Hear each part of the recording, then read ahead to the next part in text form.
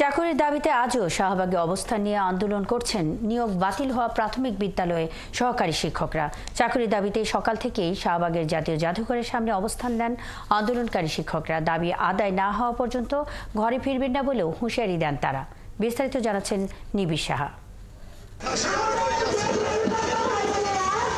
তপ্ত রোদের তেজ মাথায় নিয়ে শিক্ষিত জাতি গড়ার কারিগরেরা টানা ২৪ দিন আন্দোলনের রাজপথে। দাবি, হাইকোর্টের আদেশে স্থগিত হওয়া প্রাথমিক বিদ্যালয়ের সহকারী শিক্ষক পদে চূড়ান্ত সুপারিশপ্রাপ্ত ৬,৫৩১ জন শিক্ষককে যোগদানের ব্যবস্থা করা। কেউ এসেছেন একা, আবার কারো কোলে বাচ্চা শিশু।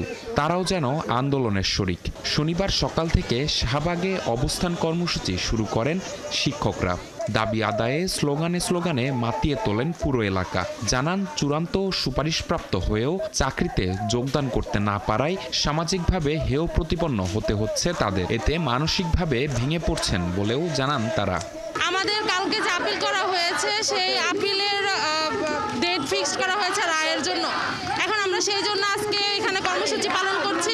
আমরা যে রাজপথে বসে বসে পুলিশের জলকামান আর মার খাচ্ছি, এগুলো আমরা আর সহ্য করব না।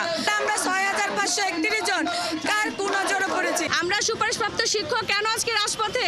বাংলার মানুষের বুকে বা মানুষের কাছে এখন আমরা প্রশ্নবিদ্ধ। টানা ২৪ দিনের আন্দোলনে এসে সরকারের উপর ভরসা হারিয়েছেন শিক্ষকেরা। আশা করছেন আদালতে আইনিভাবে লড়াইয়ের মধ্য দিয়ে চাকরিতে পুনর্বহাল হবেন তারা।